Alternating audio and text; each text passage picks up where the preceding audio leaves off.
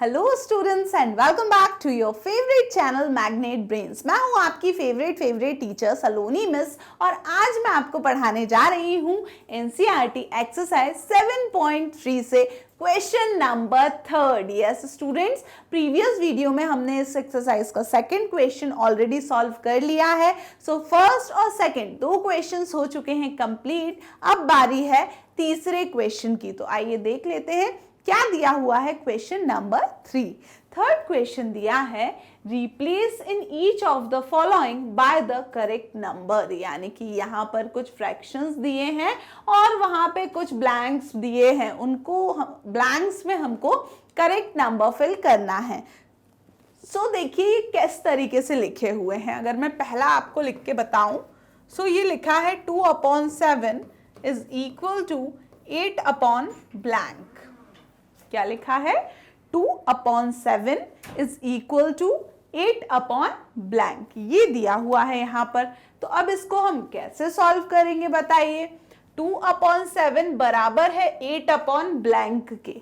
यहाँ पे हमने सीखा था एक क्रॉस मल्टीप्लिकेशन, क्रॉस प्रोडक्ट वाली चीज, जिस लेक्चर में मैंने आपको एग्जाम्पल 3, 4 और 5 समझाए हैं ना इस चैप्टर से, उसी लेक्चर में 3 और 4 एग्जाम्पल के जस्ट बाद मैंने इंटरेस्टिंग फैक्ट करके एक टॉपिक पढ़ाया था, जहां हमने देखा था कि एक फ्रैक्शन, दो फ्रैक्शंस अगर क्या है इक्विवेलेंट हैं, तो एक फ्रैक्शन के न्यूमरेटर का अगर मैं मल्टीप्लाई करूं दूसरे फ्रैक्शन के डिनोमिनेटर में, फॉर एग्जाम्पल यहाँ पे x लिख दो, तो 2 का मल्टीप्लाई मैं क्या कर रही हूँ, x मत लिखो, x मल्टीप्लाई जैसा दिख रहा है a लिख लो। 2 का मल्टीप्लाई अगर मैं काय में कर रही हूँ a में, और इस वाले डिनोमिनेटर का इसके न्यूमरेटर से मल्टीप्लाई करूं, दैट इज 7 का मल्टीप्लाई 8 में, तो इन दोनों के प्रोडक्ट क्या होते हैं, इक्वल होते हैं, यानी कि क्रॉस प्रोडक्ट फाइंड करो तो बराबर आते हैं।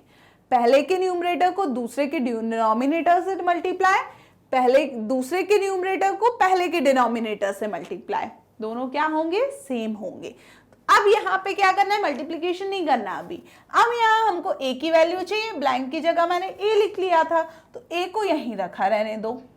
ये जो मल्टीप्लाइड बाय 2 है इसको भगाओ उस तरफ, आपको a की वैल्यू चाहिए है। a इज इक्वल टू, यहाँ जो भी आएगा वो a की वैल्यू होगी, पर यहाँ पे 2 इंटू लिखा है a के साथ, तो इसको कहोगे तुम जाओ इक्वल टू के दूसरे तरफ, तो वो कैसे जाएगा, तो जब वो यहाँ इस तरफ 2 मल्टीप्लाई में है तो वो उस साइड जाके पता है क्या होगा, मल्टीप्लाई से वो नीचे पहुंच जाएगा डिवाइड में। यहाँ ऊपर है, यहाँ नीचे कहाँ पहुंच जाएगा, डिविजन में। तो 2 1 टाइम्स 2, 2 4 टाइम्स 8, तो यहाँ क्या बचा, यहाँ बचा आपका 7 इंटू 4/1, 7 इंटू 4 28, और 28/1 क्या होगा, 28 के बराबर। इसका मतलब कि ये जो a की वैल्यू है वो 28 आई है, यानी कि ब्लैंक में क्या आना चाहिए, 28। ये तरीका पढ़ा था हमने क्रॉस प्रोडक्ट वाला। पर अगर ये आपको तरीका पसंद नहीं है तो हमको एक और तरीका पता है, क्या है वो भी देख लीजिए। एक और मेथड देखिए, 2/7 लिखा है, 8 ब्लैंक है, तो हमने उसके पहले पढ़ा था कैसा, कि अगर 2 से क्या बन रहा है, 8 बन रहा है, तो वो कैसे बन रहा है, 2 से 8, 2 से बड़ा नंबर हो रहा है, यानी कि वो मल्टीप्लाई हो रहा है कुछ ना कुछ 2 में। तो 2 में मैं अगर 4 का मल्टीप्लाई करूं तो वो क्या बन जाएगा, 8। तो अगर ऊपर 4 का मल्टीप्लाई कर रही हूं तो नीचे भी क्या होगा, 4 का मल्टीप्लाई होगा, यानी कि मेरे को 7 में भी क्या करना पड़ेगा, मल्टीप्लाइड बाय 4, 7 4 टाइम्स होगा 28, तो ब्लैंक में क्या आ जाएगा, 28। वो वाला थोड़ा सा सरल तरीका है, सरल तो नहीं बोलूंगी मैं, छोटा तरीका बोलूंगी। यहाँ देखो इतना सारा कैलकुलेशन करा, उसमें छोटा सा करा, तो अब इन दोनों ही मेथड में से जो मेथड आपको पसंद आए आप वो फॉलो कर सकते हैं। पहला क्वेश्चन हो गया है सॉल्व। आगे बढ़ते हैं इसी के दूसरे पार्ट पे। बी पार्ट में दिया है 5/8 बराबर 10 ब्लैंक। इसमें भी वही करें, क्या हुआ, 5 से क्या बन गया, ये 10 बन गया। कैसे बना होगा, 5 से बड़ा नंबर हुआ है, इसका मतलब मल्टीप्लिकेशन हुआ है, तो यानी मल्टीप्लाइड बाय 2, तो 5 इंटू 2 हो गया 10। तो यहां मैं क्या करूं, यहाँ भी इंटू 2 ही करना पड़ेगा, जिस नंबर से ऊपर मल्टीप्लाई करो उसी नंबर से नीचे भी मल्टीप्लाई होगा। तो 8 इंटू 2 क्या हो जाएगा 16, तो ब्लैंक में क्या आ जाएगा आपका आंसर 16। पर हो सकता है ये तरीका हमको नहीं करना मैम, हमको तो वो क्रॉस प्रोडक्ट वाला करना है, तो उसको कैसे करेंगे हम? तो एक और मेथड इसी को सॉल्व करने का ये है, इन दोनों का क्रॉस प्रोडक्ट, इसका मल्टीप्लाई इससे, इसका मल्टीप्लाई उससे। तो यहां हम मान लेते हैं क्या है ये a, तो ये a है, तो 5 का मल्टीप्लाई हम करेंगे a से, वो काय के बराबर होगा जब हम 10 का मल्टीप्लाई करेंगे 8 से। अब यहाँ a की वैल्यू चाहिए, a को यहीं रहने दो, इस 5 को उस तरफ भगाओ, तो 10 इंटू 8 के नीचे आ जाएगा 5, वहां मल्टीप्लाई में यहाँ आके डिवाइड होगा। तो 5 1 टाइम्स 5, 5 2 टाइम्स 10, तो a की वैल्यू क्या आएगी 8 इंटू 2 16। दोनों ही तरीके सॉल्व करने के हैं, दोनों से आंसर सही आ रहा है, सेम आ रहा है।